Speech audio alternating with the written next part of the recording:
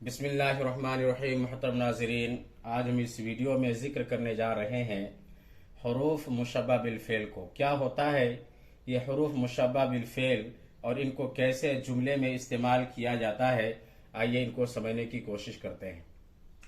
میں نے یہاں پر لکھا ہے حروف مشبہ بالفعل 6 ہے۔ انا، انا، کانا، لاکنہ، لیتا، لعلہ۔ اس کے بعد اس کے ترجمے کو دیکھ لیتا ہے۔ انا کا ترجمہ ہوتا ہے بے شک، بے شک، یقیناً۔ انا کا ترجمہ ہوتا ہے کہ، کانا کا ترجمہ ہوتا ہے گویا کہ، لاکنہ کا ترجمہ ہے لیکن، لیتا کا ترجمہ ہے کاش، لعلہ کا ترجمہ ہے شاید، دوسرا ترجمہ ہے امید ہے۔ تو یہ جو حروف ہے یہ فعل سے مشابہت رکھتے ہیں عملی اعتبار سے، یعنی جس طرح سے فعل جو ہے فاعل کو رفع دیتا ہے، فعل کی وجہ سے مفعول بھی پر کیا آتا ہے، زبر آتا ہے، ایسے ہی انا، انا، کانا، لاکن، لیتا، لعلہ، یہ جو حروف ہے ان کی وجہ سے بھی اسم کے اوپر کیا آتا ہے، زبر آتا ہے، اور اس کی جو خبر ہوتی ہے اس کے اوپر پیش آتا ہے۔ تو آئیے جملے سے سمجھنے کی کوشش کرتے ہیں۔ میں نے ایک جملہ لکھا ہے، الباب مفتوح۔ الباب مفتوح کا ترجمہ ہے دروازہ کھلا ہوا ہے۔ اگر آپ یہ کہنا چاہتے ہیں کہ بے شک دروازہ کھلا ہوا ہے تو آپ کو اس طرح استعمال کرنا ہے، ان الباب مفتوح، ان الباب مفتوح، بے شک دروازہ کھلا ہوا ہے۔ تو انا کا ترجمہ ہے بے شک، اس کے بعد انا کی وجہ سے الباب جو اسم ہے اس کے اوپر زبر آ رہا ہے، اور اس کی جو خبر ہے اس کے اوپر پیش آ رہا ہے، یعنی حالت رفع میں ہے۔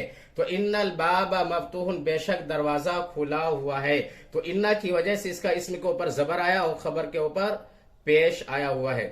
قرآن شریف میں جیسے استعمال ہوتا ہے ان اللہ غفور الرحیم، تو انا کی وجہ سے اللہ کے اوپر زبر آ رہا ہے اور غفور الرحیم اس کے اوپر پیش آ رہا ہے۔ اس کے بعد دیکھتے ہیں انا کو۔ انا کا ترجمہ ہوتا ہے کہ، میں نے ایک جملہ لکھا، الامتحان قریب، الامتحان قریب، امتحان قریب ہے۔ لیکن انا جو ہے جملے کے شروع میں استعمال نہیں ہوتا ہے، بیچ میں اس کو استعمال کیا جاتا ہے۔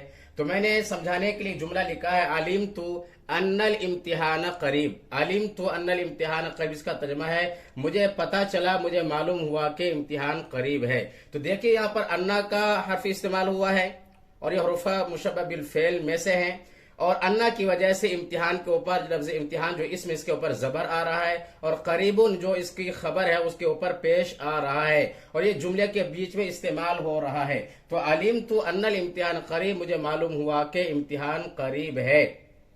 تو انا جملے کے بیچ میں استعمال کیا جائے گا، اور اس کا ترجمہ لفظ کیسے کیا جاتا ہے۔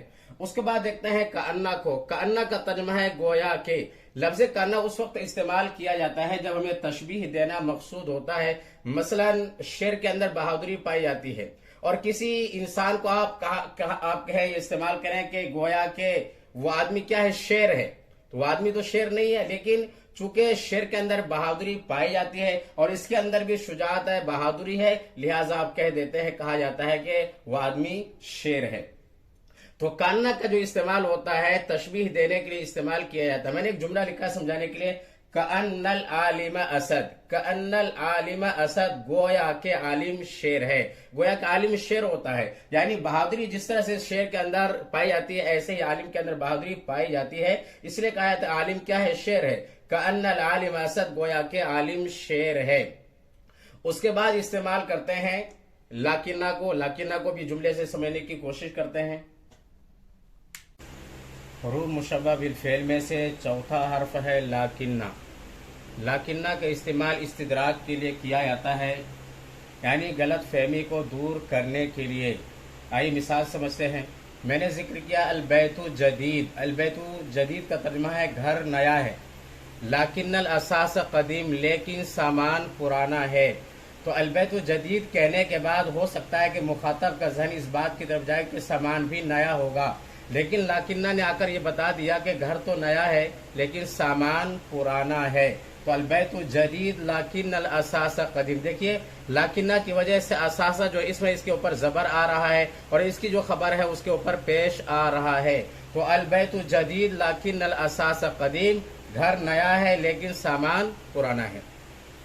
اس کے بعد پانچواں حرف ہے لیتا۔ لیتا کا ترجمہ ہے کاش، لیتا زیدن قائمن، اس کا ترجمہ کاش زید کھڑا ہوتا، یعنی خواہش کو ظاہر کیا جاتا ہے، کاش میں عالم ہوتا، کاش میں مالدار ہوتا، اس طرح سے لیتا کا ترجمہ کیا جاتا ہے۔ تو لیتا زیدن قائم، کاش زید کھڑا ہوتا، تو لیتا کی وجہ سے زید جو اس کا اسم ہے اس کے اوپر زبر آ رہا ہے، اور لیتا کی وجہ سے قائمن جو خبر ہے اس کے اوپر پیش آ رہا ہے۔ حروف مشبہ بالفعل میں سے چھٹا حرف ہے لعل۔ لعل کا ترجمہ ہے شاید یا امید۔ مثلا میں نے جملہ لکھا ہے سمجھانے کے لیے، لعل سلطان یکرمنی، امید ہے بادشاہ میری عزت کرے گا، یا دوسرا ترجمہ ہوگا شاید بادشاہ میری عزت کرے گا۔ تو دیکھیے لعل کا ترجمہ ہوتا ہے امید ہے، یا دوسرا ترجمہ کیا جاتا ہے شاید، کہ لعل سلطان یکرمنی، تو لعل کی وجہ سے سلطانہ جو اس کا اسم ہے اس کے اوپر زبر آ رہا ہے، اور یہاں پر جو خبر ہے وہ جملہ فعلیہ ہے۔ تو لعل سلطان یکرمنی، امید ہے بادشاہ میری عزت کرے گا۔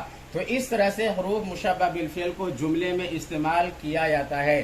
اگر یہ ویڈیو پسند آئے تو لائک کریں، شیئر کریں، اور اگر آپ میرے چینل پر نئے ہیں تو میرے چینل کو سبسکرائب کر لیں اور بیل آئیکن پر ضرور کلک کر لیں۔ فقط والسلام۔